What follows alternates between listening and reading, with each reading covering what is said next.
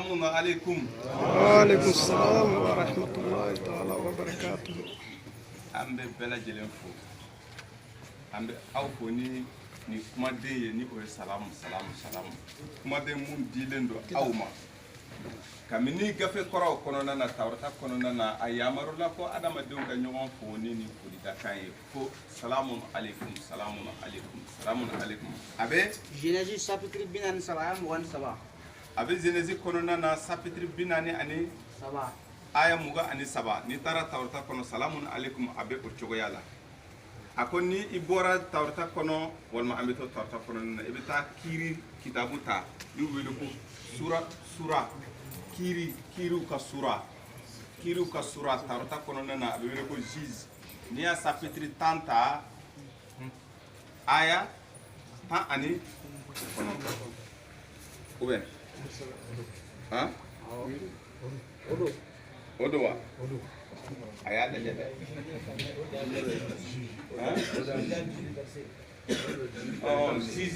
Juge chapitre hein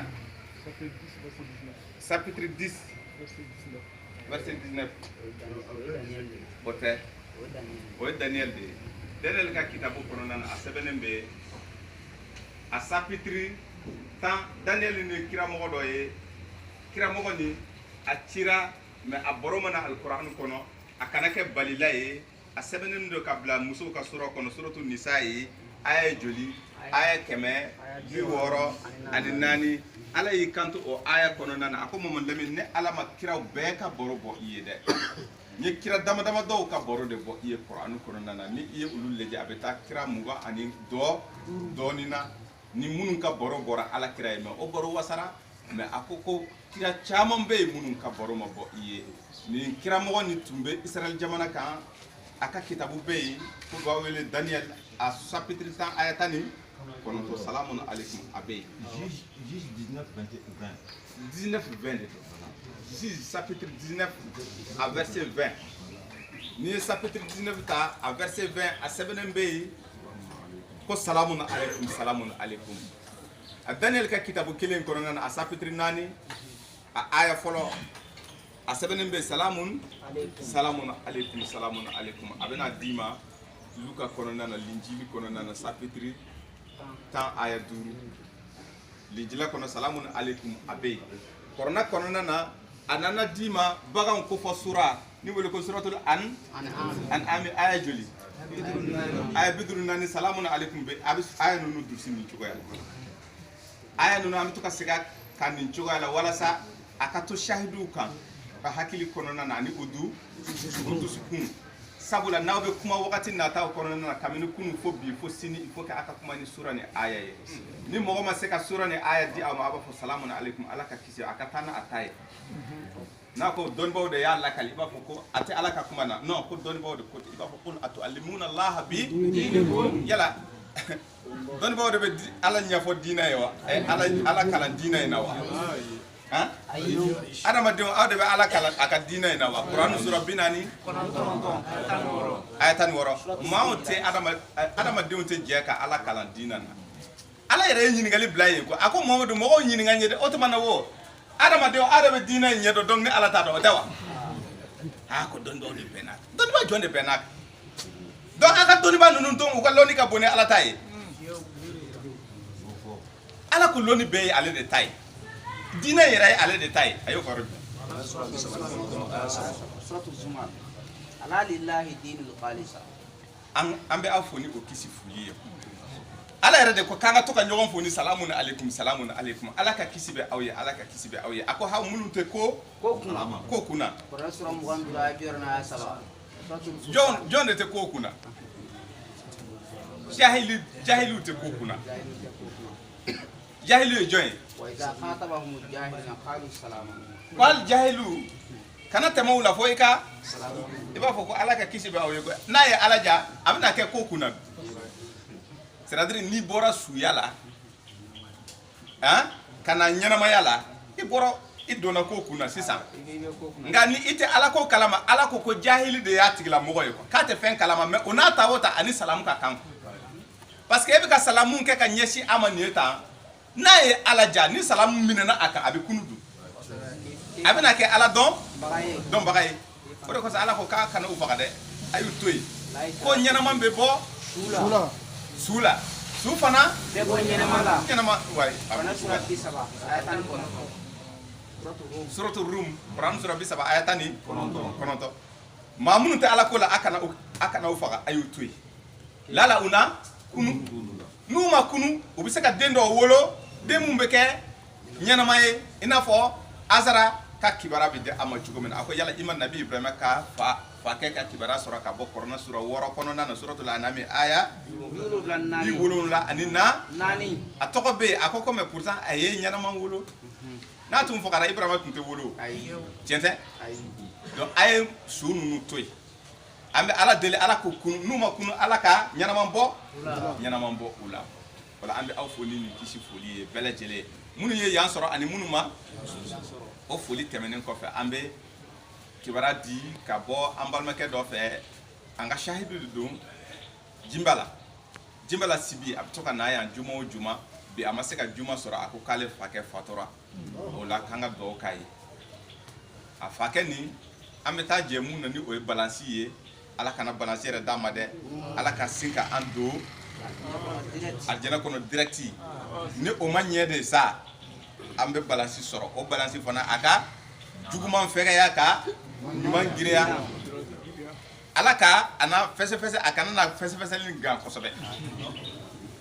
donc o la ala ka hinɛ cɛkɔrɔba in na ni o ye Jimbala Sibi fakɛ ye ala ka hinɛ la ala ka yafa ma ala ka hinɛ an na ala ka yafa an fana ma o tɛ o la banabaatɔ fana bɛ yen maaw an balimakɛ de don maaw Jalo a fana man kɛnɛ wagati dama dama Madani Jalo b'a wele maaw Madani a fari man d'a la an bɛ dugawu k'a ye ala ka a ye Ayuba sakɛ Ayuba de tɛ Kɔrɔnɛ sura 21 aya 87 a ye ala wele cogo min na ala ye a fari segin a ma ani masaniya duru wa anta arhamur rahimin a ye ala deli ni ala tɔgɔ ye tuma min na setani ye bana bila a la suratu Sadi kɔnɔna na Kɔrɔnɛ sura 38 aya 41 ka jigin 42 43 ka jigin fo ka taa bila 44 iya ye ko setani de tɔɔrɔ bila ale la setani de bɛ to ka bana bila mɔgɔw la ale danfɛn ni mɔgɔ ɲɛnama tɛ fɛn ɲɛnama tɛ dɛ ale ye o ye ale kɔni bɛ ko kuntan de la wa a bɛ mɔgɔw bila ko kuntan kɛ fana na ala ka an kisi k'an bɔ o tɔɔrɔ ma donc tuma min na setani ye bana bila Yakuba Ayuba la a kisa ka jan an delila ka dɔɔni kɛ a ka bana kibara kuma ko la an t'an da don a la bi nka a ye ala wele ala y'a kɛnɛya cogo min na yarabi ala ka an balimakɛ Madani kɛnɛya ani jɔn de fana tun man kɛnɛ Sektijan a fana Sektijan fana ko k'a bɛ dugawu ɲini an fɛ ala ka a kɛnɛya Sekɔrɔba Sektijan Tarawele Sayidu ɲɛmɔgɔ o ko tɛ dɛ nin ye Sektijan Danbele de ye Sekɔrɔba sigilen filɛ nin ye baasi foyi t'a la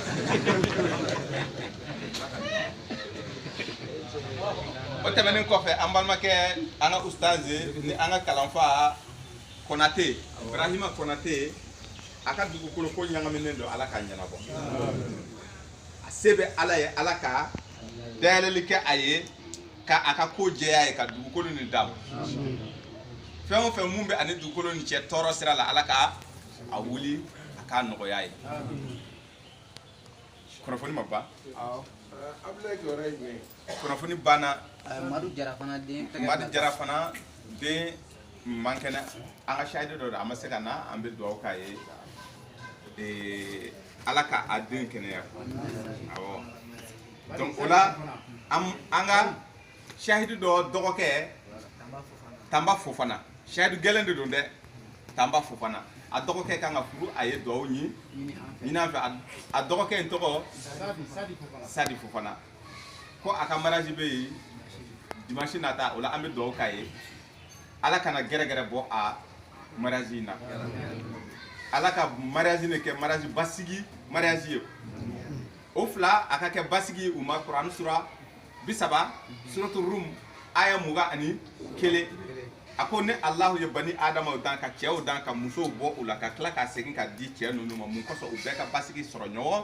ɲɔgɔn fɛ ni basigi tɛ furu kɔnɔ dɔrɔn furu tɛ ala ɲɔgɔn bila ala y'o de fɔ Kuranɛ sura 4 musow ka sura aya 100 aya 30 a ko o la a bɛ latigɛ kura di a kelen kelen na bɛɛ lajɛlen ma cɛ a b'a kɛ a bɛ ani muso wɛrɛ bɛ taa bɛn muso ni ani cɛ wɛrɛ bɛ taa bɛn n'aw tɛ bɛn ko a kana to ka kɛlɛ don o don ko parce que ne ala t'a fɛ cogoya si la furu kɔnɔna na aw ka ɲɔgɔn ka hakɛ sago quoi a b'o fɔ ye suratu bakaratu kɔnɔ Kuranɛ sura 2 aya 102 aya 20 ani aya 9 ko n'aw sirannen don k'a fɔ aw tɛ ala ka kiiri bonya furu kɔnɔna na mun fɔra aw ye furu kɔnɔ i b'a dɔn tiɲɛ yɛrɛ la dɔ in bɛ ka sagoli kɛ tiɲɛ na ko in sera yɔrɔ min ne tɛna se ka ala ka kiiri bonya a ko i k'i ka furu sa ka bɔ cɛ kunna walima cɛ in ka muso furu sa a ko ne ala bɛ latigɛ kura di a kelen kelen na bɛɛ lajɛlen ma mais ni fɛn ko ɲɔgɔn ye fitini fitini bɛ to ka don aw ni ɲɔgɔn cɛ ko niw samanen don ka taa cadeau la quoi cadeau adamaden bɛ cadeau fɛ kosɛbɛ kosɛbɛ a ko i ka to ka cadeau kɛ muso ye ko a hakili bɛ sigi a y'o fɔ yɔrɔ jumɛn a y'o fɔ Kuranɛ sura 4 aya 100 ani aya 28 ni aya ye a bɛ a ka kow ka a bɛ to ka cadeau fitini a ba bɛ sigi kɔrɔfɔ bɛ ka faamu wala an bɛ dugawu k'u ye ala ka u ka furu sabati donc o la n'o tɛmɛna an bɛna don babu yɛrɛ yɛrɛ kan bi an bɛ tile jate la n'an ye tile ta kalo ta ka bila tile boli nɔfɛ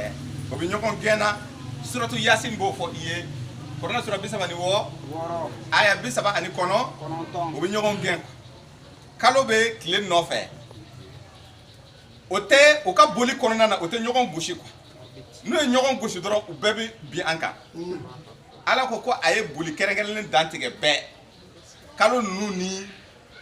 lolo ninnu ni tile ninnu bɛɛ bɛ ka boli sira dɔ de kɔnɔna na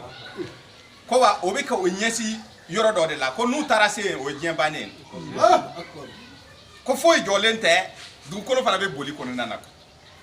a b'o fɔ i ye yɔrɔ jumɛn a b'o fɔ i ye suratu Zumar kɔnɔna na Kuranɛ sura 39 aya 5 kabako shahidu an ka aya ninnu durusi an bɛ baro kɛ nin kɛcogo la cogoya la i tɛ se ka fili n'a ye ala ja i bɛ kuma minnu fɔ kuma sabatilen don parce que ni Kuranɛ dayɛlɛ la i bɛ taa sɔrɔ a bɛ yen n'a bɛ yen kuma tɛ yen kuma bɛ ala ta kɔfɛ maza hazal wa maza ba'dal haqq illa dalal ko yala jumɛn wɛrɛ de bɛ yen tiɲɛ kɔfɛ ni ŋaɲa tɛ Kuranɛ sura aya 32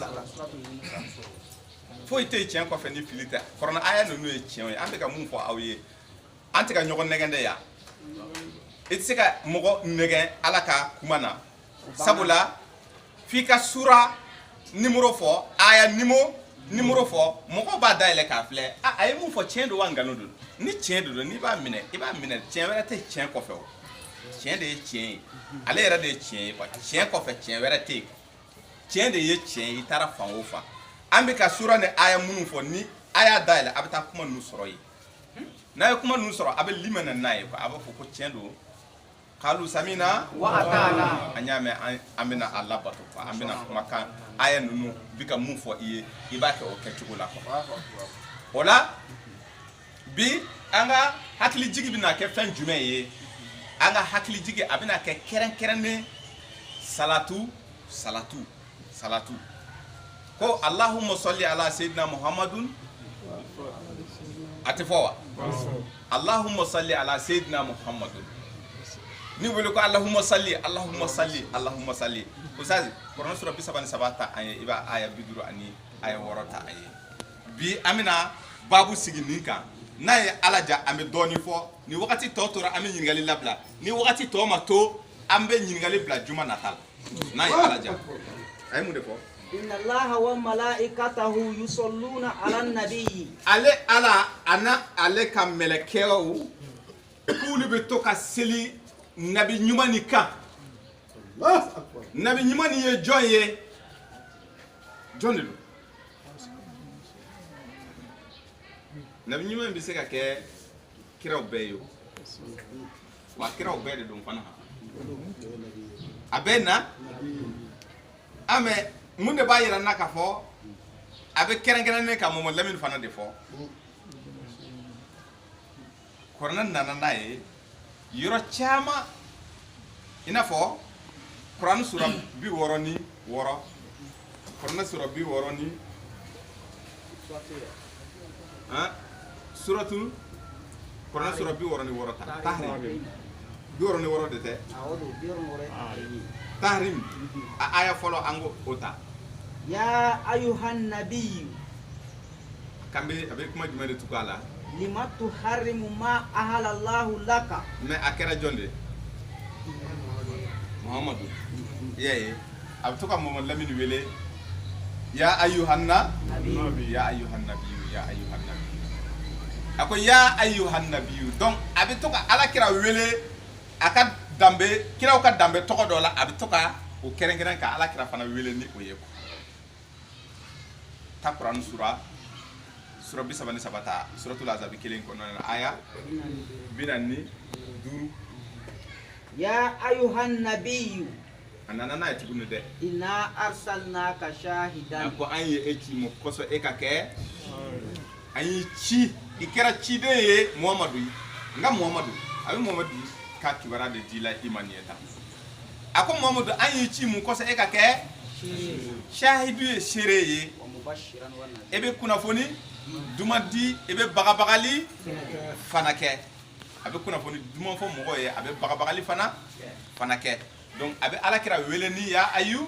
annabiyu nin ye misali fitinin ye walasa an ka segin ka taa an ka aya 56 in ma tɛmɛ n'a ye inna allaha wa malaikatahu yusalluna ala nabiyyi mɛlɛkɛw bɛ seli alakira kan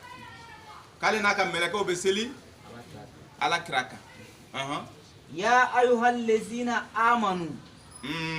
sallu alayhi wa sallimu tasliman a kan bɛ jɔn de ma sisan a ko aw minnu limanalen don aw fana ka seli ka taa alakira ma a bɛ sɔrɔ ka o kɛ ni foli ye kuma bɛ ka faamu sallimu tasliman kuma bɛ fɛn jumɛn de ma ala a n'a ka kira a n'a ka mɛlɛkɛw k'olu bɛ seli alakira kan ko aw minnu fana ko aw limanen don aw ka seli kira kan aw ka foli kɛ ka ɲɛsin a ma ani kisi de ye foli nin ye salamu de ye kisi nin ye k'a k'o kɛ ka kisi laɲini ka taa a ma mais kuma bɛ mun de nɔfɛ o tuma alakira a ma kisi de wa fo an de ka duwawu k'a ye a ka kisi de wa kuma nin a ma se ka faamu dɛ an bɛna nin de perepere latigɛ alakira mun de fɔra a ye kuran suratul fati kɔnɔna na taa o lajɛ walima i bɛ suratul muhammadu ta kuran sura aya 19 fa'alam annahu la ilaha illa allah wastaghfir li zanbika a ko Mamadu Lamini i bɛ yafa ma deli kɛ ka na i yɛrɛ kun ka jurumu ma walil mu'minina wal mu'minati i bɛ ne ala fana wele Mamadu de bilara k'a ka ala deli ala ka yafa a yɛrɛ ka jurumu ma wa a ka ala deli ala ka yafa mu'minu fana mɔgɔ minnu b'a nɔfɛ cɛman ani a musoma ala ka yafa an fana ma ala kira bilara ka nin ala deli kɛ ala ye mun de kɛ k'a jaabi Kuran sura 48 aya fɔlɔ inna fatahna laka fathan mubinan ko an ye setigiya bangelen di e Muhammadu ma aya 2 liyaghfira laka allahu ma taqaddama min zanbika wa ma ta'akhkhara ka sɔrɔ ka yafa i ka jurumu ma jurumu minnu tɛmɛna ani hali n'i bɛna dɔ wɛrɛ kɛ mun bɛ nale a bɛɛ yafara ni ala Allahu akbar wa yutimma ni'matahu alayka ne ala ye nka nɛɛma dafa e kan ويهديك صراطا مستقيما aka nema ala kira ka nema dafara do aka jurumu yafara jurumu munun temana jurumu yafara hal na ye do were ke ne ala yafara bema akandara kata sirate ke klinema ni qur'anu ye ne ala ka nema dafara ka adun clara ka fo kanga kisi nyini katama Allah akbar. kuma ni est-ce que kuma ni be ka famuwa kuma ni ti ka famu folo de ala clara ka fo kale be seli ala kira ka na ka melekaw ala ka seli be cugudi na fora seli jo seli bi to ka ke mogo bi to ka seli mogo bi to ka seli ambe mundo o de ye ibi jo ebi kumere kumbine watawa ebi bo ola ebi ta sujudu bi ala fana ko kala bi to ka seli ala kira ka donc aka seli fana yo wa fana be seli ala kira ye o cugo ala wa nyingali gele ala ka seli bi cugudi ola Allahu akbar. seli be ke ala ye nga ala fana ka seli mogo ye est-ce que o kuma ne be ka famu ina fo karamoko be ka mun fo anye Ma famu. abe comme ama famu de ala ko kale na ka meleka o be seli bon meleka ko seli dum be cugudi ambe seli mu nyedo na fora ko bato seli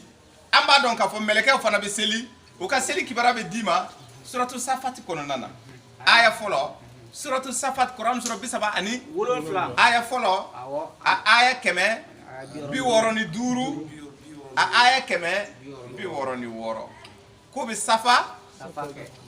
safa de ke ina fo antum mi ka seli wakati mina ambe ko de ladige ko safa ambe ran de ke karan ay safo kle otawa o be to ko mu fo donc olu fana be onyo mona de ke no yo ke ko be munde ke ko be subhanallahi fo ke ka ala mankutu chama o ke o ala mankutu chama ni abaro to be ta dima qur'an sura wolula suratul araf arafi aya keme fla ani aya woro ale aya be keme fla ni woro ke ibaye uka ala tanu ni bita laban ka ke sujudu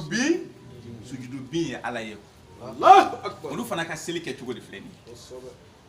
oh adun fora ko ala ani aka meleka be seli ala kira kan o to meleka fana be o nyogona an bora ka misali mun di ni o be safa ke ka to ka sujudu bi ala kira ye o be ko de ke wa ani ala yɛrɛ fana bɛ ka fara mɛlɛkɛw kan u ni mɛlɛkɛw bɛɛ bɛ ka sujudu bi ala kira de ye wa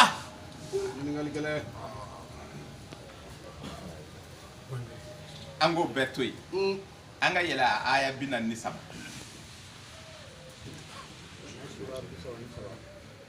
suratul azabi kuranna sura 43 suratul azabi aya 43 an bɛ yɛlɛ هو الذي يصلي عليكم وملائكته a ko aw bɛɛ sen b'a la koyi aw bɛɛ ne ala ni n ka mɛlɛkɛw bɛ seli aw ye ne bɛ seli aw fana kan aw bɛɛ Allahu akbar. a y'a bɔ ala kira la sisan dɛ a nana fɔ ka aw bɛɛ ne ni n ka mɛlɛkɛw n bɛ seli aw ye n bɛ seli ala kira kan cogo min na n bɛ seli aw bɛɛ lajɛlen kan ne ni n ka mɛlɛkɛw Allahu akbar. est ce que e bɛ se ka miiri ala bɛ seli i ye ala bɛ to ka seli i ye wa ala kira ta an k'o faamu dɔɔni nka anw fana mɛlɛkɛw ka to ka seli an ye ala fana ka seli an ye mɛlɛkɛw ka seli an ye ka tila k'an da k'an bila bato la ka tila ka bato k'an ye a ko k'ale ma jinɛ ani adama foyi kama ni bato وما خلقت الجن والإنس إلا ليعبدون suratu Zariyat kono sura biduru ani kelen aya biduru ani haya woro aya 56 ko jinɛ ani adamadenw dankun wɛrɛ tɛ an na fo bato bon ala dun filɛ nin ye k'a fɔ suratul azabi kɔnɔna na aya 43 a tun y'a fɔ aya 56 k'ale n'a ka mɛlɛkɛw bɛ seli ala kira kan ka aw fana ka seli ka kisi ni foli ɲɛsi a ma bon d'accord a filɛ k'a fɔ ko bon aw bɛɛ maa ma bɔ maa la dɛ ne ni n ka mɛlɛkɛw ale ala n'a ka mɛlɛkɛw bɛ seli aw bɛɛ kan Allahu akbar. yukhrijakum min az-zulumat Ustaz kabako belebele de bɛ nin kuma ninnu na dɛ an bɛ nin de perepere latigɛ bi ala ka seli a n'a a ka mɛlɛkɛ mun bɛ ka fɔ ka ɲɛsin ala kira ma ani anw yɛrɛ ani Allahumma salli ni alakira ko o Allahumma salli a bɛ kɛ cogo di anw yɛrɛ ni an kan ka kɛ cogo di an bɛ o bɛɛ de ye Inshallah. Allahumma salli ala Muhammadu ale ala kɔni bɛ salamun ala Muhammad ale ala bɛ seli alakira kan mɛlɛkɛw fana bɛ seli alakira kan ala n'a ka mɛlɛkɛw ka seli ye a bɛ kɛ cogo di parce que an y'a ye k'a fɔ o sujudu bato ninnu ala kɔni t'o kɛ Kosɛbɛ. a bɛ kɛ ala de ye bon mɛlɛkɛw bo o ɲɔgɔnna kɛ ala ye donc walasa i k'a faamu ala n'a ka mɛlɛkɛw ka seli ye fɛn mun ye e bɛ o de faamu a aya 43 Allahu akbar. suratul azab aya 43 liyukrijakum minaz zulumati ila an-nuri ale ala n'a ka mɛlɛkɛw a ma fɔ ko o bɛ seli aw kan wa anw kan ala n'a ka mɛlɛkɛw bɛɛ u bɛ seli an kan ko bon o seli k'i k'a dɔn k'a fɔ dɔ wɛrɛ tɛ dɛ ale ala n'a ka mɛlɛkɛw o bɛ dibila kow de fara ka kɛ yeelen ye ka adamadenw bɔ dibi in na ka taa ni u ye yeelen o de ye u ka seli ye Allahu akbar. a ye aya in lajɛ ka di ale ala ale ni a ka mɛlɛkɛw bɛ seli aw bɛɛ kan o kɔrɔ ale ala ma maa si juguya k'a fɔ e sen tɛ nɛɛma la ni ala ka seli ani n ka mɛlɛkɛ fɛn jumɛn de don ko o ye de ka aw bɔ dibi la ka taa ni aw ye yeelen na ni mun ye o ka seli yɛrɛ yɛrɛ ni mun ye ta Quran sura 5 ta aya 16 a bɛna ye k'a fɔ Quran de don Allahu akbar.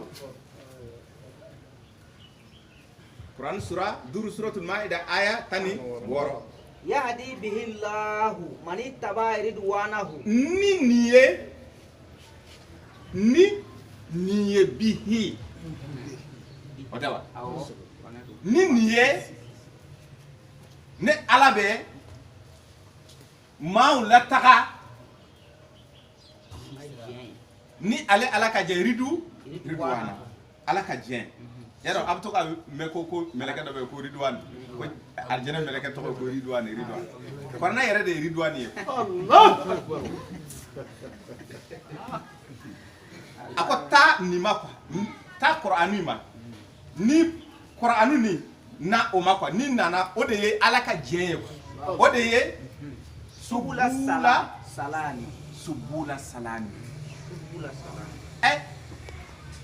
a ko de salamu alaikum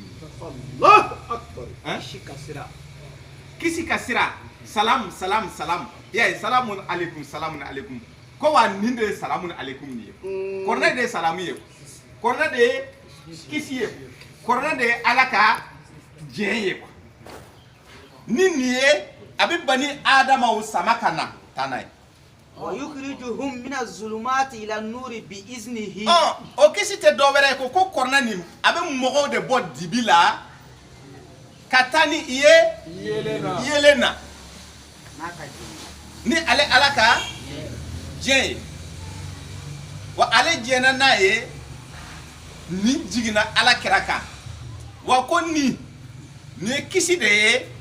nin ye jɛn de ye ale ala ka kisi ni o ye salamu ye ale ala ka jɛn ni o ye arjɛnaw ye ko aw bɛ o sɔrɔ ni nin ye mais o tɛ se ka kɛ cogoya si la fo aw ka bɔ di mun na Quran sura wa yahdihim ila siratil mustaqimin ka taa ni ye sira kan mun tilennen don a ko lakad anzalna ayatin bayinati wallahu yahdi man yasha'u ila siratil mustaqimin a ko dangine ɲɛma Muhammad Lamin suratu nur kɔnɔ nɔrɔ i y'a ye a nana ni nɔrɔ ni a ye nɔrɔ in de ta ko kɔrɔna ye nɔrɔ de bɔ a y'o nɔrɔ de ta ka kɛ sura ye suratu nur ka sɔrɔ ka ta a aya 46 a ko dangine ɲɛma Muhammad Lamin dangine ɲɛma ko tiɲɛ yɛrɛ yɛrɛ la ne ala n ye jigini kɛ n ye mun de jigi ne ala ye ayaw de jigi e kan aya minnu bange ne ala bɛ maaw kanda ni o aya ye ka mɔgɔ min ye ne ala ja ka taa ni ye sira kan min tilenen don mais aya ninnu ye yelen de ye o de kosɔn a ko fo aw ka bɔ dibi la ka taa yelen na ne ala ka seli ne ni n ka mɛlɛkɛw de dɔ wɛrɛ tɛ dɛ ko aw bɔ dibi de la ka taa ni aw ye yelen na bon o dun ye Kur'anu de ye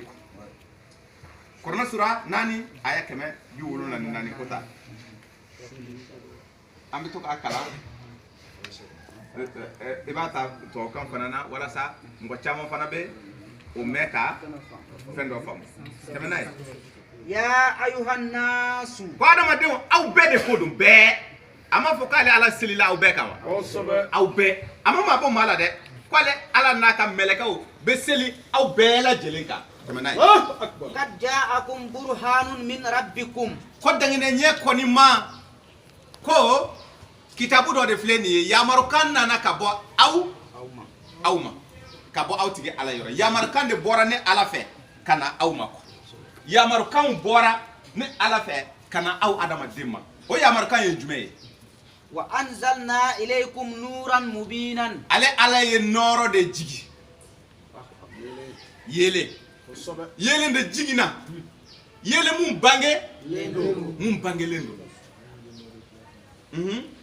abana tɛmɛ n'a ye. Ô gens,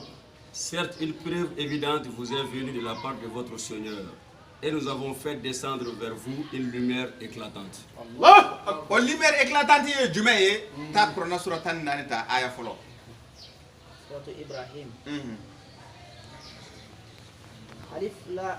re. Arfu saba filɛ nin ye. Kitabun anzalnahu ilayka. A bɛ kitabu de ɲɛ jira aw la kitabu de filɛ nin ye ko a bɛ kitabu de yira aw la arfu ni kɔdu n'i y'a don a bɛ dayɛlɛli kɛ n'a dayɛlɛla ko a bɛ kitabu de bange aw ye kitabu de filɛ nin ye litukrija nasa mina zulumati ila nuri. Kitabu ni a di kun dɔ wɛrɛ tɛ dɛ mun kosɔn mɔgɔ lamini e ka mɔgɔw bɔ ni a ye mɔgɔw bɔ ni ye dibi kɔnɔ quoi e ka mɔgɔw ta dibi kɔnɔ yewu su dibi ko tɛ dɛ diɲɛ dibi ko don ka bɔ ni aw ye dibi la ka taa ni aw ye yelen na o tɛ wa ka taa ni ye kunjɛya la o de filɛ kodɔn na bon o de ye kisi nin ye quoi ko bon ni nin ye ale ala bɛ kandali kɛ ka taa sira jumɛn ala ka diɲɛ siraw ani ala ka kisi siraw wa o fɛn tɛ dɔ wɛrɛ dɛ Kur'an sura 5 aya 16 ko ka aw bɔ dibi la ka taa ni aw ye yelen na o de ye kisi ani ala ka diɲɛ nin ye quoi. Voici un livre que nous avons fait descendre sur toi, afin que, par la permission de leur Seigneur, tu fasses sortir des gens des ténèbres vers la lumière, sur la voie du Tout-Puissant, du digne des louanges.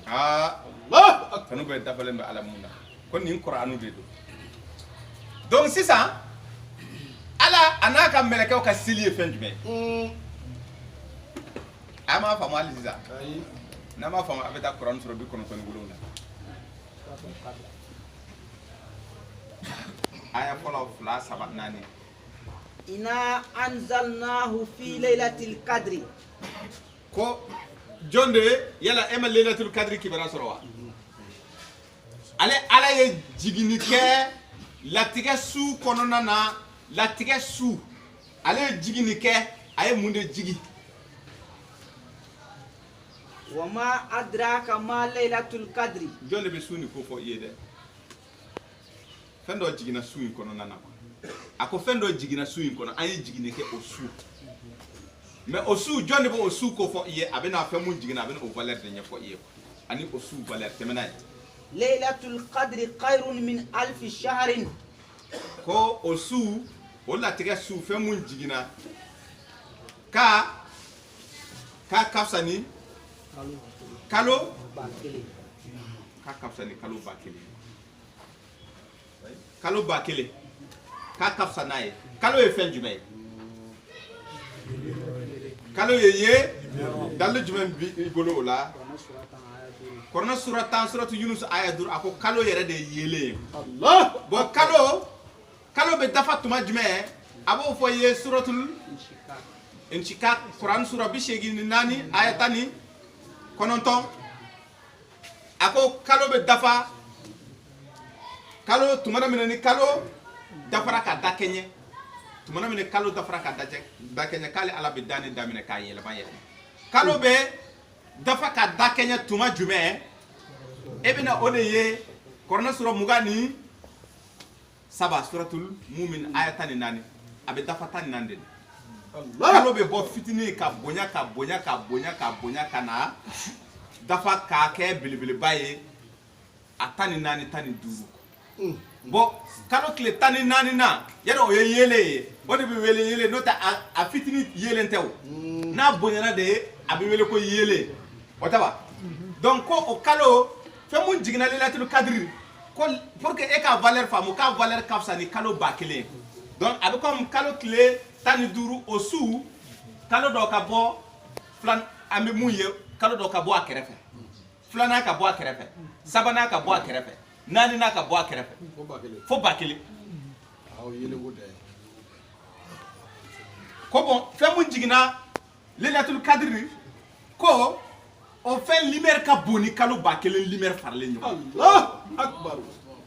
ala ko kalete mo ka soso dima ka ke misa misali inna allaha la yastahi an yadriba masalan ma ba'udatan fama fawqaha Quran sura fla sura to parta aya mo gani woro ala te mo ka soso muso nyona ke misali wala sa aka fendo famu wala mo fe mun te soso muso yebo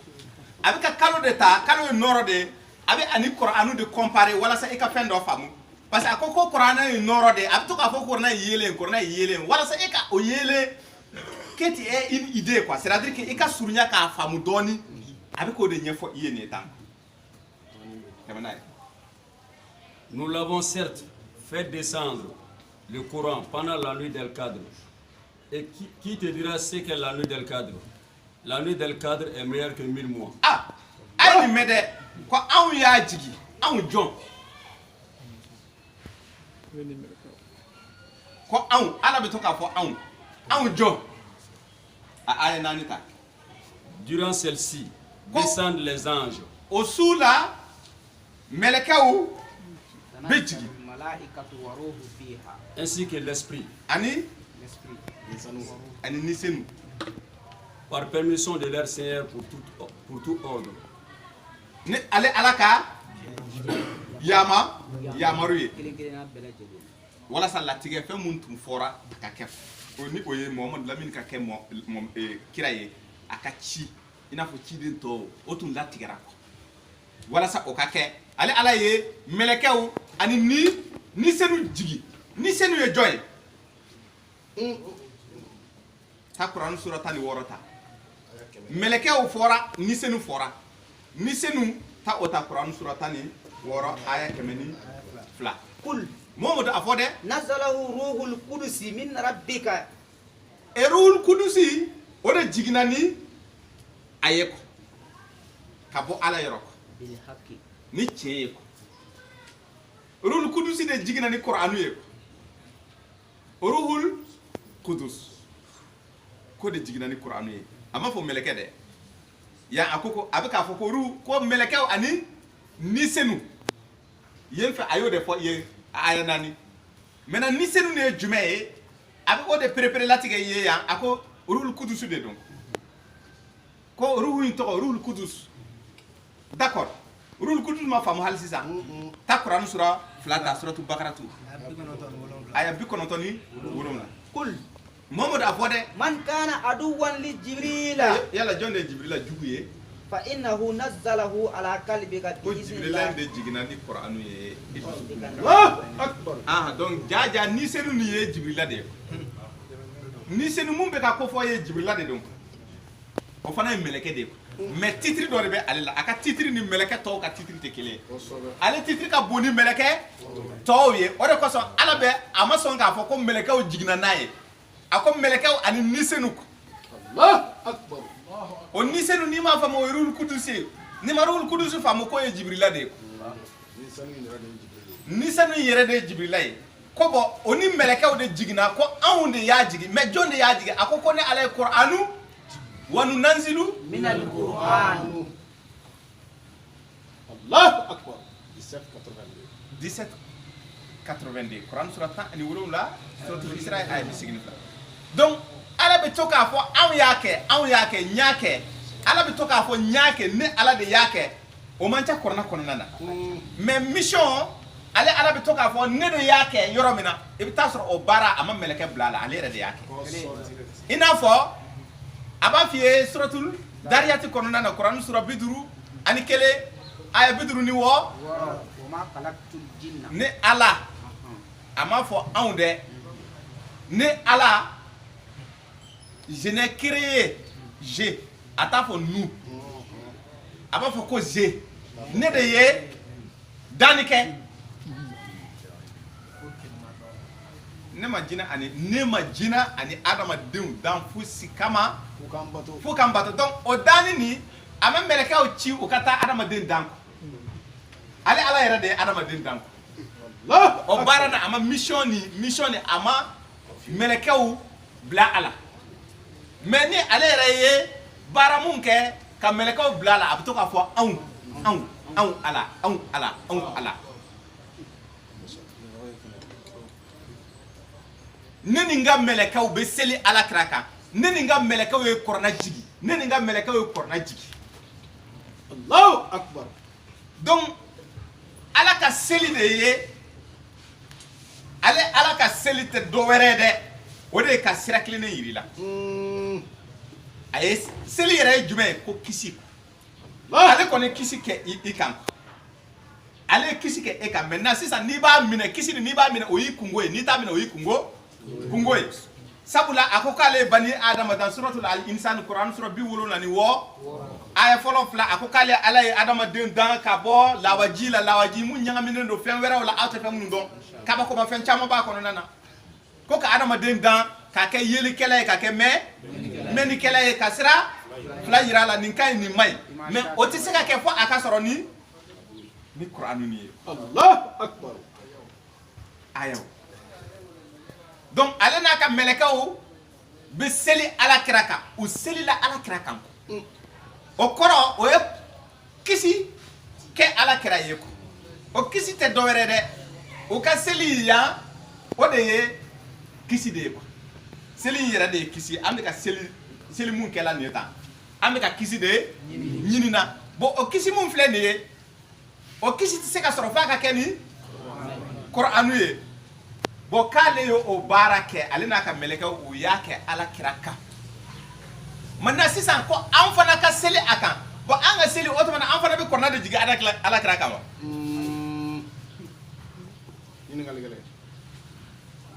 o tɛ a bɛ to o de d'i ma taalen ɲɛ an bɛ na o faamu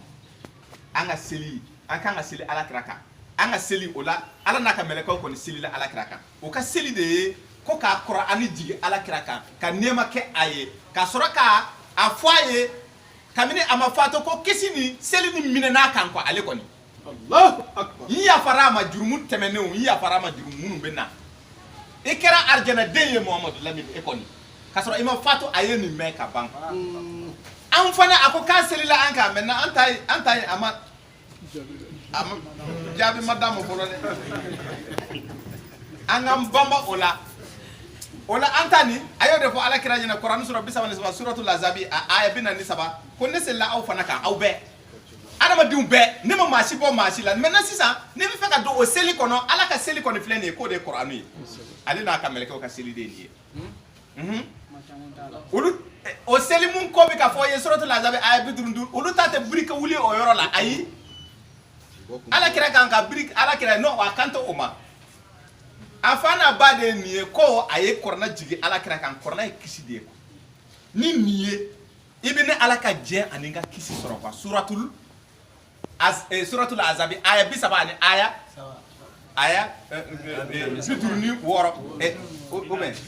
binani saba de don anw an k'a kɛ sa suratul maida Qur'an sura 5 aya 16 ni nin ye ne ala ka jɛ ani n ka kisi bɛ sɔrɔ ni nin ye ama donc ko ne yo o kɛ quoi ne ni ka mɛlɛkɛw an ye o kɛ alakira kan donc an selila alakira kan seli ma fɔ ye wa kuranɛ sura 5 ayat 16 seli ma fɔ ye segi aya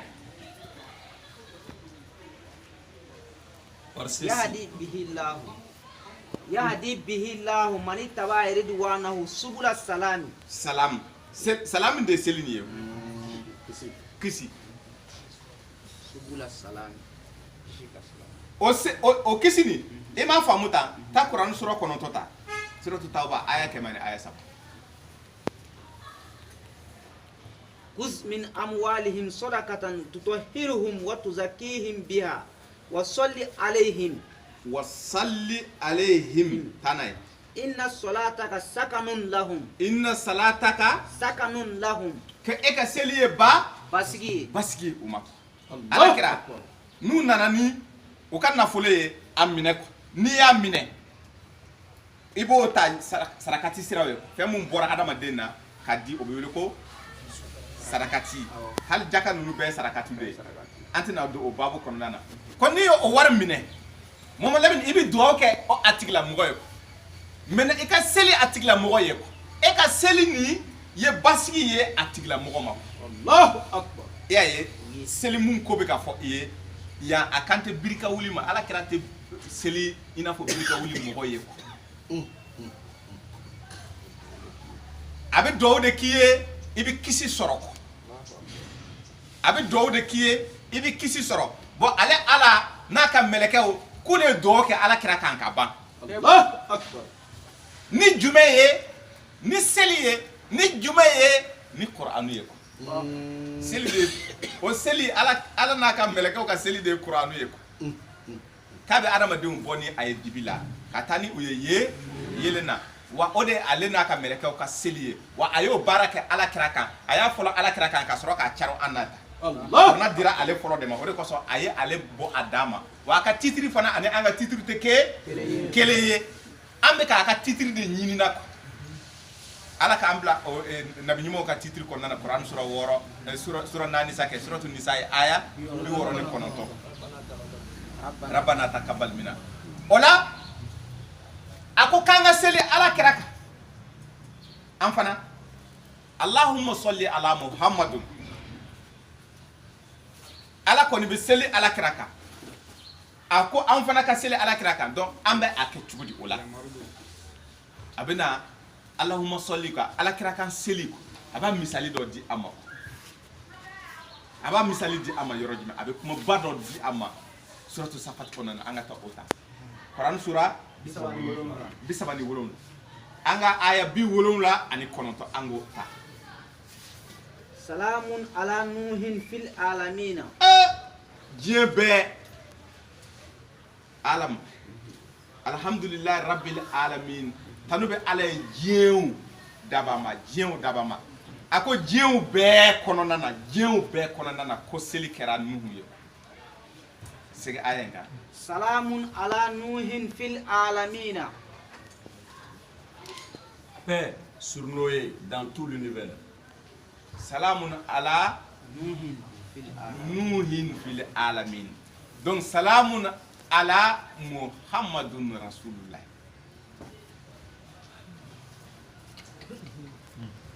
Ninde nyini na enfin.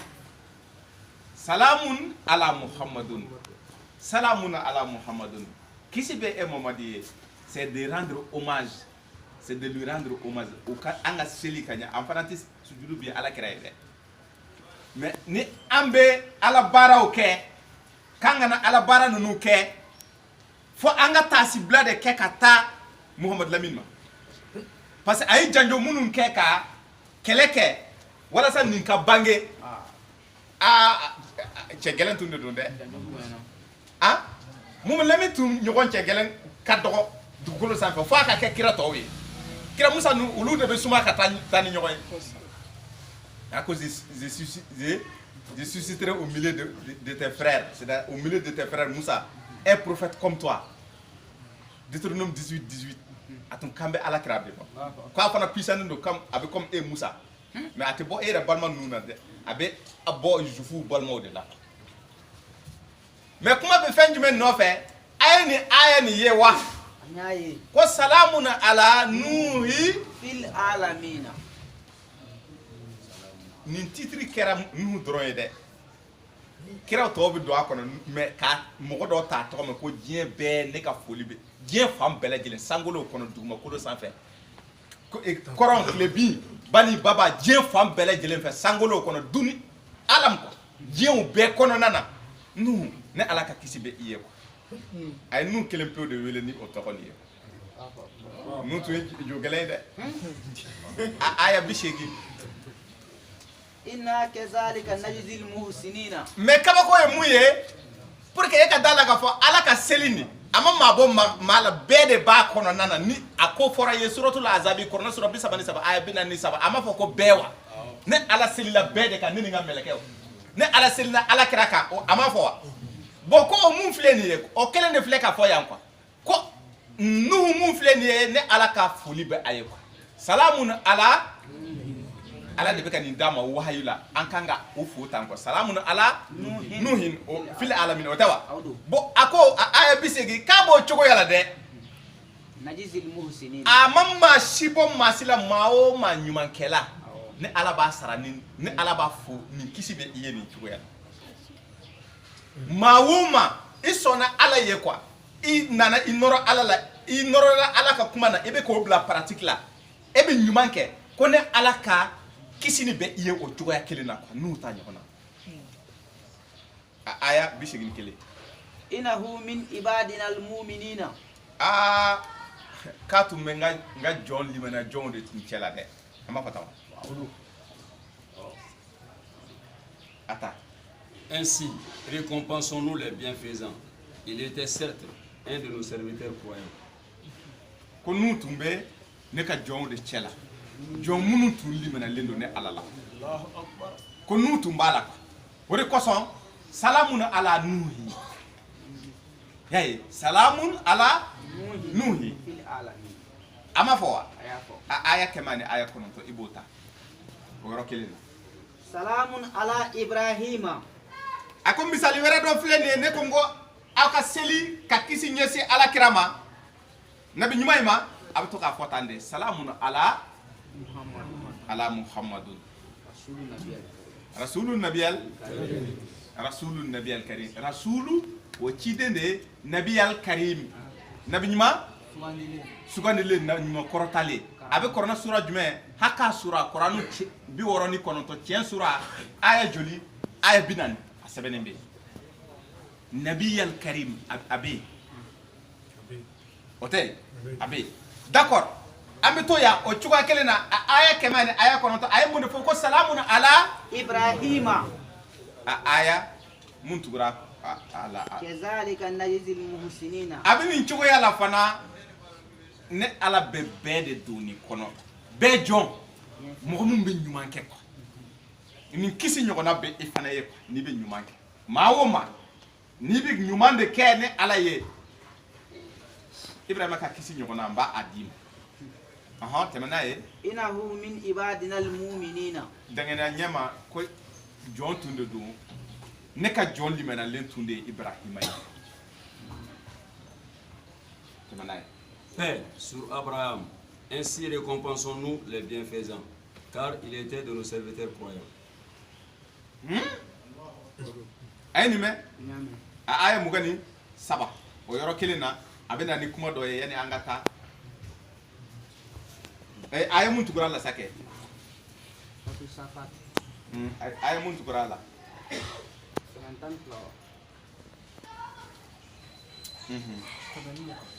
kɛmɛ ni mugan mais awɔ kɛmɛ ni mugan a bɛ na ni Musa salamun ala musa wa haruna salamun ala Musa wa Haruna salamun ala Muhammadun kɔrɔfɔ bɛ ka faamu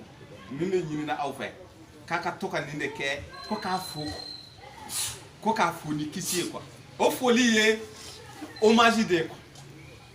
rendre hommage à quelqu'un a wele cogo di ka taasibila kɛ ka ɲɛsin mɔgɔ dɔ ma quoi taasibila kɛ ka kɛ mɔgɔ ma taasibila bɛ kɛ mɔgɔ de ye mɔgɔ minnu ye kobaw kɛ quoi hein san o san les pères de l'indépendance mɔgɔ minnu ye kɛlɛ kɛ janjobaw kɛ ka jamanaw bɔ ko la ni o wagati sera o bɛ hommage ba kɛ ka ko bɛ alakira ta nin a ka jugu ni nin bɛɛ ta ye bon k'a kana sɛgɛn yɛrɛ quoi tuma bɛɛ k'aw ka to k'a fɔ a ye ko salamu hali ni fiɲɛ y'i fifɛ dɔn i b'a fɔ salamu ala muhamadu kisi bɛ i ye Mamadu Lamini a ko ni kumakan ninnu ye kumakanw ye kumakan kanunenw de don a aya kɛmɛ ni aya 20 inna kazalika najzil muhsinina a ko kabini nin cogoya la ne ala bɛ maaw de waliɲuman dɔn ni nin kisi ye maa bɛɛ minnu bɛ ɲuman kɛ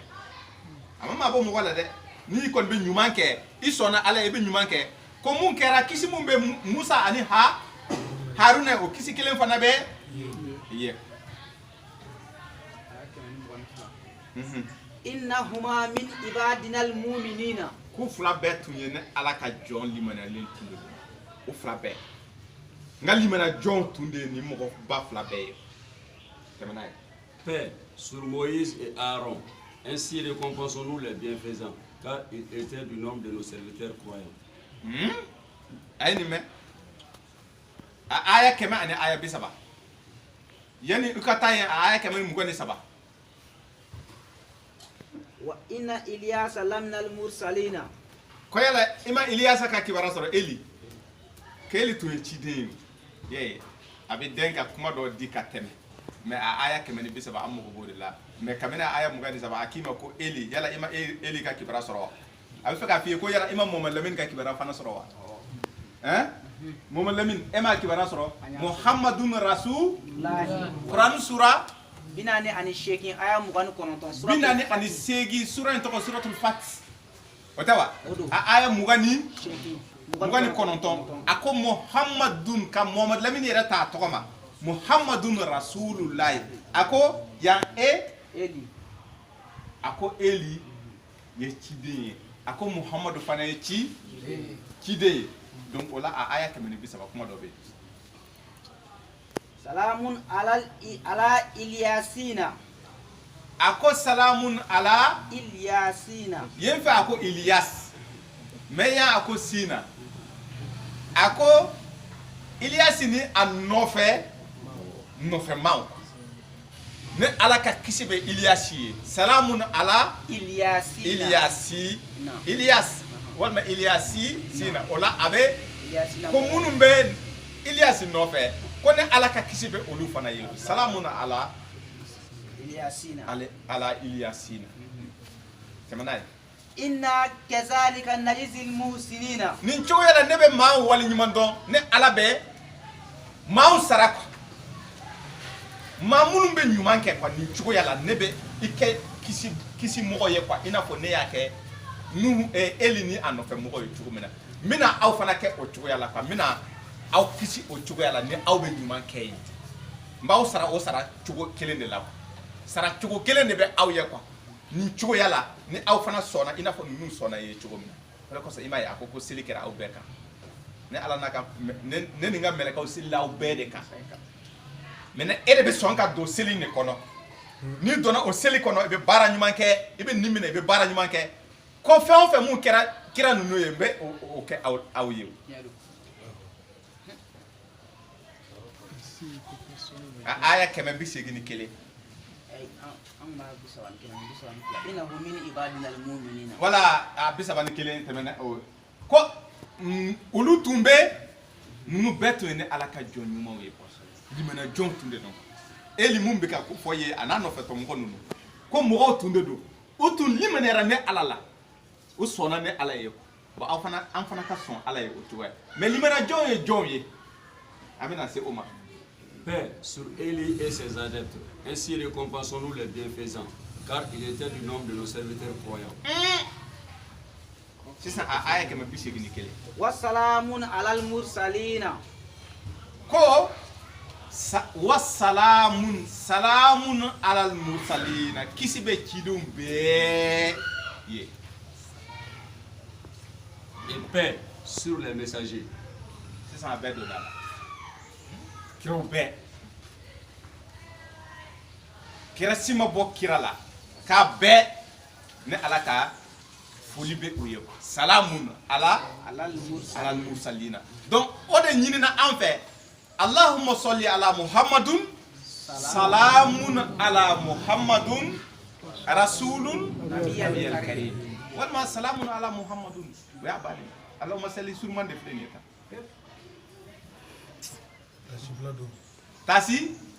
tasi bila de don hommage a kana kɛ aw kɔnɔ mɛlɛkɛw de bɛ yen u bɛ to ka sujudu wuli u bɛ bin ala kɛra tɔgɔ la baara nin bɛɛ kɛra ka ban a bɛ k'a lakali an ye komi o baara in bɛ to yen munna ta kurani sura 4 ta aya 69 aya 60 ani aya 9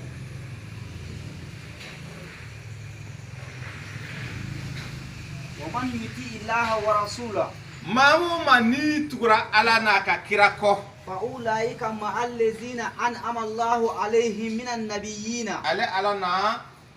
ifara abina igersige ki darja ka fara ma jonka من النبيين mun kɛra nabi ɲuman ye i bɛ taa fara olu kan ale ala bɛ adamadenw garadi ta ka kɔrɔta a bɛ adamaden bonya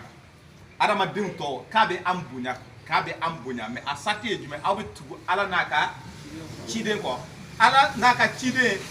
ala ye jumɛn ye ala ye kuranɛ ye ciden ye jumɛn ye ciden tugulen tun bɛ kuranɛ de kɔ a bɛ kuranɛ yɔrɔ jumɛn kuranɛ sura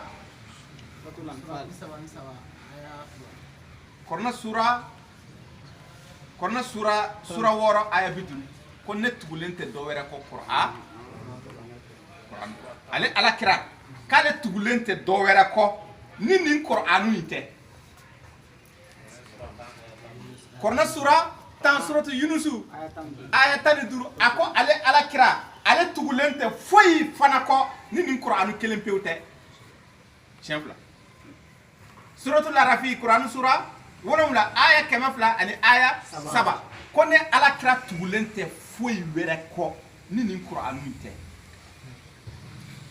bi karamɔgɔw olu tugulen bɛ Bukari de ka kitabu kɔ Muslim b'i bolo Abu Dawuda b'i bolo Mazhabu Maliki tigi de ye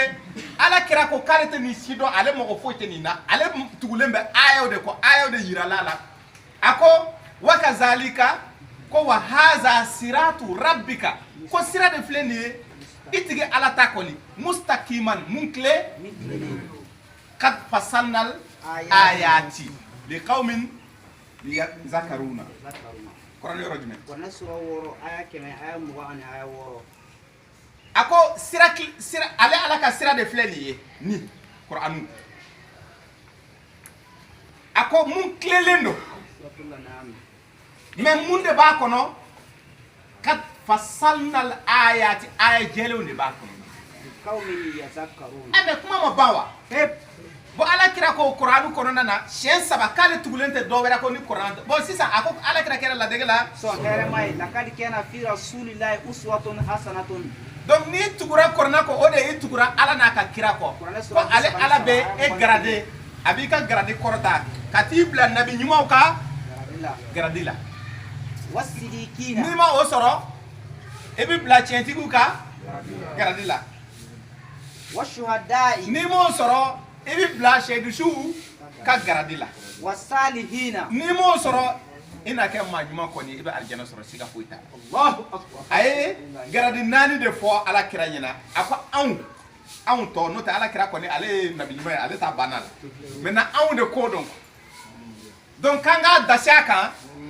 ni nin ye an ka nin minɛ mais n'an ye nin minɛ k'an ka nin ɲinɛ ciden nin kɔ ani ciden tɔw u bɛɛ ye janjew de kɛ ka tɛmɛ u bɛɛ ye janjew kɛ ala ye subhana rabbika rabbil izzati amma yasifun wa salamun alal mursalina mais a ye kira dɔw ta o tɔgɔ ma ka a dama foli kɛ o de b'a yirila k'a fɔ i bɛ se k'a dama fana foli kɛ sabu ale ala tɛ maloya ka misali gosi ala ma sosomuso ɲɔgɔnna kan donc a ye nuhu ta a tɔgɔ ma ka nuhu fɔ aye nabi ibrahima ta atogoma kafo Quran sura bisaba ani wolomla aya biwolomla ni kononton aya keme ani kononton abe kira Musa ani Haruna ta utogoma kufo Quran sura bisaba ani wolomla suratu safati kelen kononana aya keme ani aya mugan abe elita atogoma ka elifo Quran sura bisaba ani wolomla kelen kononana aya keme ani aya bisaba donc il fana ka mun lamin ta atogoma parce que ko manto kelen wo kelen naka cide nyemene ci manto kelen wo kelen aka nyemene baga soro mo mun bina umaka ala ko nyefo uye donc ay cide to fo aka ale fana fo o de ko so anga selila nambe seli na kalimatu la ilaha illallah fo ambe feka ala bato ni ubele ko seli yere ni o ye bato seli ye ka ruku ke kata sujudu bi ni ala ye kata ke ina fo andana chogomina ka ankuru ala nyekoro ka anto baw debe konona na chogomina de to kuru tande wa ni tara sujudu bi di kurule no ina fo ibi kono bara konona na chogomina i dogoyale wa o de batoni bo o batoni ke iko ke ni selji ye folo ni clara selji la ki kala mankutu ko fo ambe kalima ke na ilaha illallah chamake ambe soroka salamun ala muhammadun ambe allahumma salli ka tasibla ka ta ala kirama allah akbar kadon bato kono nana ni aya kala niye nan sera chamancela ambe aya kelen kala salamun ala muhammadun yaye nabiyul karim annana ni o fana aya de annana chamancela kala kirafo ne ambe seli kunche ambe ala kirafo ambe kirafo Allah akbar cete ala kira nana damine na Quran sura bisabani aya tani fla ko Muhammad Lamin e cira kata mo munu made han ko ede mo folo e mu ya yira kolo ale ede ala ko nyedon ka ala batoni damine ede folo e o de ko so kara mo ko nyamene ko ka ala kira de ciden folo ala de ciden la kasoro ayere nana foko itla siratal musakima ala kanda ikam bla siraka mun klelen no siratal lazina an amta alayhim nema kera munu ne Muhammad bla o ka siraka Muhammad re ala deli ako nema kera munu ne Muhammad bla o ka siraka ako d'accord comme était uludon ta Quran sura worata suratul anami baron ko fo sura ayabi segni sabaka tabla bi kononto ako nita don Ibrahima ko fo Ishaka ko fo Yakuba ko fo o te sabaya nun ko fo o te nania ako Dauda ko fo Suleiman ko fo hein ore tawa Ayuba ko fo Yusufa ko fo Kira Musa ko fo Haruna ko fo ako Zakaria ko fo Eli ko fo Yahya ko fo Nabi Isa ko fo Ismaël ko fo Lut ko fo Ilias ko fo ojule mota ani shegi mota ni shegi to be dima ka jigi ka soro ka fo ko ni mota ni shegi akelen wo kelen kafsa ni jena kono fe Allahu akbar ne ala yoro ni kira kelen wo kelen kafsa ni jena kono fe be ni kira kelen ka darja ne ala yoro na blara balance ka jena a doni be bla balance ka ko ka giri ka teme jien ka ne ala yoro wa Muhammad e fana kira e fana ka giri ni jien be ye do ka tasira kono on e nana fo ko o de kira folo e amaka yela ko akira zire akode ko Muhammad Lamin ka kon enye Quran suratul kasasi ay binani ani ay woro suratul kasas Quran sura mugan segi ay binani woro Muhammad ka kon enye mo on nu ma dele ka cide soro ka kon enye ede cide folo e ka bo o kela ya ede folo e maka kan abo sego ka suratul sajida kono Quran sura bisabani fla aya saba ko Muhammad mantoni arabu nunu de ya maka ya parce que ayo de fo ako ayi ci maka kam ani maka lamini abo fo Quran sura woro aya keme bi kononton aya bi kononton ni fla suratul anami aya bi kononton ni fla kwa yi ci kata maka kam ani maka lamini moko ko bo ulu o ma dele ka ciden soro ede ya folo et donc ay ciden bla folo la Allah zumara aya bi saba ani aya tan ni fila suratu zumar Quran sura 39 aya tan ni fila ako Muhammad e de fɔlɔ ye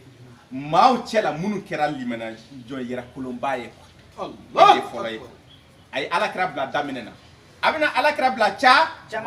camancɛ la Quran sura 7 aya 1 suratul Al-Imran aya 1 aya 1 ako Muhammad lamɛn e bɛ camancɛ la k'i to camancɛ la e bɛ ka kalan kɛ ala ka ayaw kalan mɔgɔ ye pourquoi aw tɛ limaniya k'a sɔrɔ alakira bɛ aw camancɛ la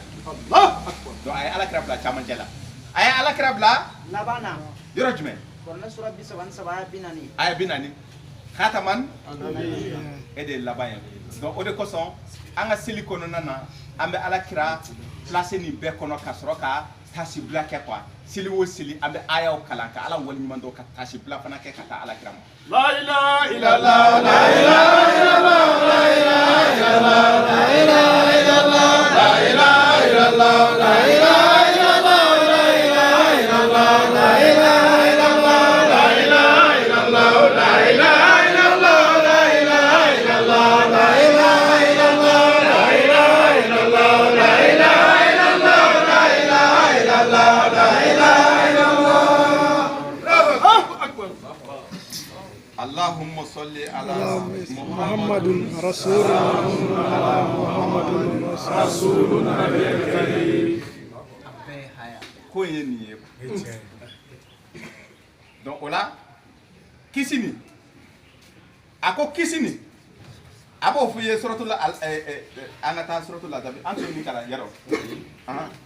Quiconque obéit à Allah et au messager, ceux-là seront avec ceux qu'Allah a comblés de ses bienfaits, les prophètes, les véridiques, les martyrs et les vertueux. Et quel compagnon que ceux-là. ko n'i ye ninnu jɛɲɔgɔnya sɔrɔ o de ye kisi i tilara pewu n'i kɛra nin groupe dɔ kelen maa dɔ ye nabi ɲumanw ka groupe an bɛ fɛ ka ye nabi ɲumanw kɔ o de kosɔn a ko shahidu suratu zumar kɔnɔna na Kuranɛ sura 39 aya 69 a ko don min na ko an bɛna dugukolo laɲɛnama ni lumière ye kiri bɛ kɛ a kan mais yɔrɔ dɔ bɛ kɛ dibi ye dɛ a ko o don k'an bɛ a bɛ o fɔ ye suratul mursalati kɔnɔna na Kuranɛ sura 77 aya 11 a ko ne Alahu bɛ nabi ɲumanw cidenw bɛɛ fara ɲɔgɔn kan a ko Kuranɛ sura 16 aya 89 ka na ni e Muhamadu ye sa o don e de bɛ drapeau minɛ mun de kosɔn an bɛ drapeau di e ma e de ye nabi ɲuman laban ye quoi faut que seereya ka di u b'a fɔ ko depuis kira fɔlɔ ninnu u b'a fɔ ko e ye ci fɔ n b'a fɔ n ko awɔ jɔn de ye i seere ye a b'a ɲɛ komi e tun ye dɔ a bɛ dɔ lajɛ quoi mun tun nana kɔfɛ a ɲɛfɔ kɛ awɔ ko wayi ko nin ye ne seere ye donc kiraw b'a di ɲɔgɔn ma maintenant ko shahidu ka shahidu a yɛrɛ ye cɛkɔrɔba de ye Muhammad Lamine sheku ka sheku Kuranɛ sura 16 bɛɛ n'a ka darija ye kiraw bɛɛ n'a ka darija ni ala kira ka darija ye an bɛ don kiraw ka darija la n'an donna kiraw ka darija la don min na yɛlɛ b'a faga o bɛ fɛn o fɛn mun fɔla nin si tɛ kiraw bɛɛ n'a ka darija a bɛ na a b'a fɔ ko bon Muhammad Lamine e ko cogo di dɛ a b'a fɔ ko ala e de ye tiɲɛ fɔ e de ninnu bɛɛ ka baro bɔ ko ciden dɔw tɛmɛna e yɛrɛ ye dɔw baro bɔ ne e ko dɔw yɛrɛ tɛmɛna minnu baro bɔ ninnu nin bɛɛ a dɔw bɛ u ka baro yɛrɛ ma i y'a bɛɛ fɔ ka ban bon seereya ye mun ye ninnu bɛɛ ye ci lase parce que e ko ninnu bɛɛ y'a kɛ a bɛ sɔrɔ k'a fɔ ko bon a ye na ni shahidu ninnu ye ka fara kiraw Kuranɛ sura 39 Kuranɛ sura 39 aya 68 69 a ye na ni shahidu ye minnu tun bɛ baara kɛ ni Kuranu ye minnu tugulen bɛ kiraw a ye na aw fana a bɛ seereya kɛ k'a fɔ kira ninnu ye nin de fɔ wa an fana bɛna seereya kɛ bon ala bɛ sɔrɔ k'a fɔ k'ale n'a ka mɛlɛkɛw fana ye seerew ye comme k'ale wasara seere ye Kuranɛ sura 4 aya 100 aya 66 ala wasara seere ye ko hakan aw tɛ kiiri dɛ balansi tɛ sigi aw ye dɛ a ye don arijɛnɛ kɔnɔna na ya rabbi la ilaha illallah ya rabbi la ilaha illallah la ilaha illallah la ilaha illallah la ilaha illallah la ilaha illallah ta Kuranɛ sura 73 ta aya 43 aya 44 kuma ba dɔ bɛ an bɛ taa ni o kuma ye هو الذي يصلي عليكم وملائكته ala n'a ka mɛlɛkɛw bɛ seli aw bɛɛ kan maa si ma bɔ maa si la dɛ ni aw sɔnna tɛmɛ n'a ye ليخرجكم من الظلمات إلى النور ko ale n'a ka mɛlɛkɛw ka seli tɛ dɔwɛrɛ ye a bɛ aw bɔ dibi la ka taa ni aw ye yelen na وكان بالمؤمنين رحيما ko muminu ma ala kɛra nɛɛmatigi ye ka na minnu bɛ limaniya muminu ye jɔn ye wallazina yuminuna bima unzila ilayka wa ma unzila min qablika wa bil akhirati hum yuqinun أولئك على هدى من ربهم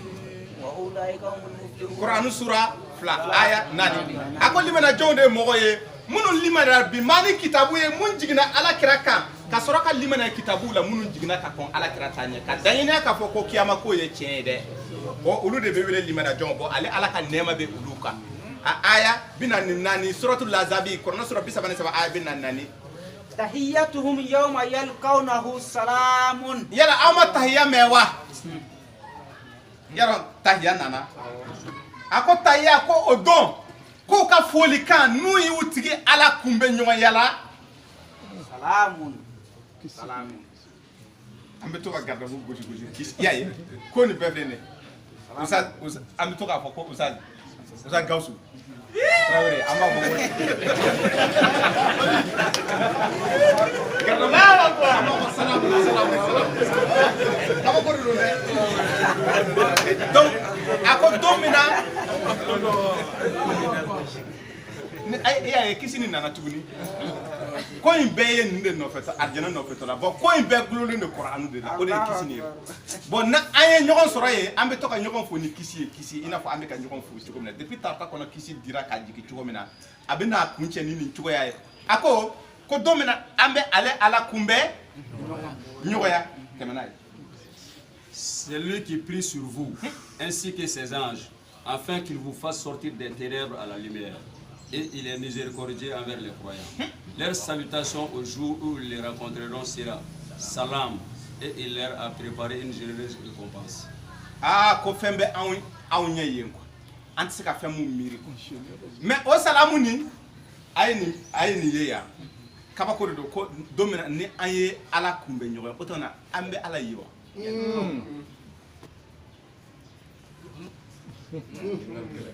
ɲininkali gɛlɛ d'accord ni ɲininkali gɛlɛ de don an ka taa suratu sajida ta Qur'an sura 32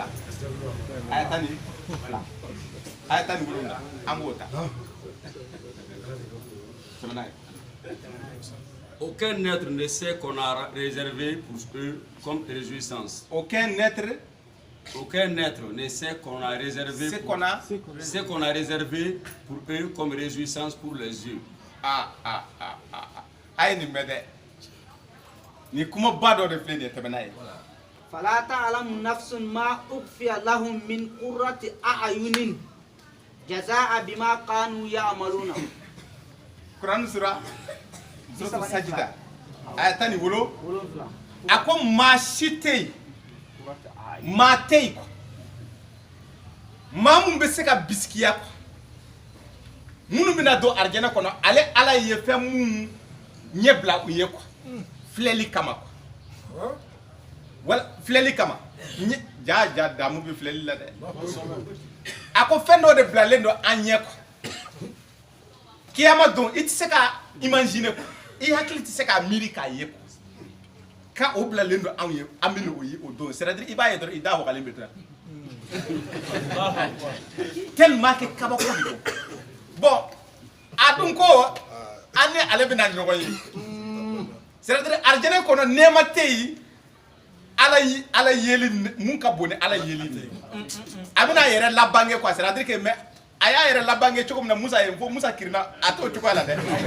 a b'a yɛrɛ magaya cogoya wɛrɛ la o cogoya hakili tɛ se k'o ye quoi donc kana na misali di mais fitini tuma dɔ la ni feu d'artifice c'est à dire que ni kobaw 22 septembre ninnu i b'a ye palais la u bɛ lumière caro lumière sugu bɛɛ b'a kɔnɔ quoi a sugu bɛɛ de b'a kɔnɔ na a couleur sugu bɛɛ c'est à dire que kabako ma fɛnw quoi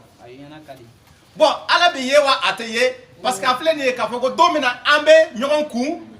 an tigi ala quoi an bɛ taa ala kunbɛn don min na alijana kɔnɔna na an bɛ na ala kunbɛn don min na ko o don ko kisi de bɛ anw ye o don o tɛ wa bon d'accord e bɛ taa kuranɛ suratul mutafifina e bɛ t'o ta a bɛ bɛn alikuranɛ sura joli sura 87 han 87 aya 15 kuma dɔ bɛ an ka taa o kuma lajɛ yala ala bɛ ye wa ala t'i ye jaabi bɛ d'i ma ye كلا إنهم عن ربهم يومئذ لمحجوبون a ko mɔgɔw adamadenw kangarida de don dɛ k'aw kɔlɔsi dɛ k'aw kɔlɔsi an k'an kɔlɔsi koyi ko don min na ale ala balamini bɛna don anw ni ala yeli cɛ quoi adamadenw a kan bɛ adamadenw de ya ala bɛ ye tɛmɛ n'a ye Qu'ils prennent garde. En vérité, ces jours-là, un voile les empêchera de voir leur Seigneur. donc ça veut dire que ala ni minnu sɔnna ala kun bɛ ɲɔgɔnyali don olu kɔni b'a ye mais mɔgɔ minnu ma sɔn ala ye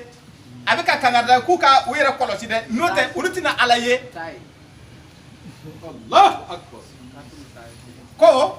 o tɛna se ka ala o ɲɛ da ala kan k'ale bɛ balamini don o ni ɲɔgɔn cɛ k'u dusukun balamini k'u ɲɛ minɛ o la o tɛ se ka ala ye mais minnu sɔnna ala ye dun o bɛna ala ye quoi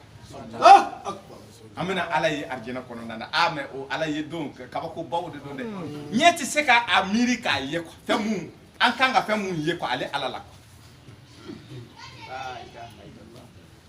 o fana tɛ se ka ɲɛ dɛ duniya kɔnɔ an tora tan an ma ala ye lahara fana an ma ala ye musa a dun bɛ yen o de kosɔn musa peresera musa ko n b'a fɛ k'i ye kuranɛ sura 7 aya kɛmɛ ni aya 42 tuma min na ne ye kunbɛn ɲɔgɔnyali di musa ma kuluwo kɔnɔna na tile 40 tile 10 kama tile 30 kama mais n ye tile 10 fara kan k'a kɛ tile 40 a ko tuma min na ne ni ale tun bɛ baro ɲɔgɔnya an ka baro mɛnna sira la a ko ne tigi ala ko i b'a dɔn cɛ an mɛnna baro la dɛ ko n b'a fɛ ka i yɛrɛ de ye ala ko musa bi ta y'o ye ko awɔ ko ne yɛrɛ ko awɔ ko musa nin gɛlɛyara dɛ i b'a fɛ ka ne yɛrɛ de ye wa musa ko awɔ n b'a fɛ ka i yɛrɛ de ye bi a ko ne tɛ se ka ba i ka laɲini ma mais musa ko ne tɛ se ka ye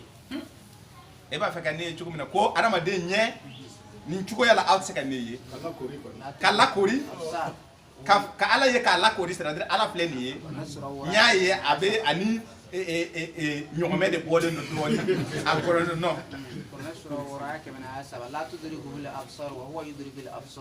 ko ale ala ɲɛw tɛ ale ala ye mais ale ɲɛ bɛ fɛn bɛɛ lajɛlen ye ale ala bɛ fɛn bɛɛ lajɛlen ye mais ɲɛ tɛ se ka ale ye ɛri sera masha Allah o la an b'a kun cɛ ni ala yeli na kira musa a ko n'a ta o ta ne kɔni bɛ n ta in kan koyi n b'a fɛ k'i ye a ko musa o la n bɛna essayer kulu nin lajɛ n bɛna n yɛrɛ y'an ka kulu nin kan a ko ne ala y'an ka kulu kan ko kulu cira bɔgɔ ko kulu ko bugu il faut ko bom atomiki jiginna a kan a cira yɔrɔ min na musa yɛrɛ bɔra ka bin ka kiri musa yɛrɛ kunna tuma o tuma a ma bɔ a kalama a wulila a ko ko ala Allahu akbar ko ja e tɛ se ka ye sanuya bɛ kɛ ala ye ko in to ten ko an bɛ ɲɔgɔn ye yen fɛ o ɲɔgɔn ye de filɛ nin ye ala k'o nɔgɔya an kelen kelen na ka bali min na ya rabbi la ilaha illallah ya bali min na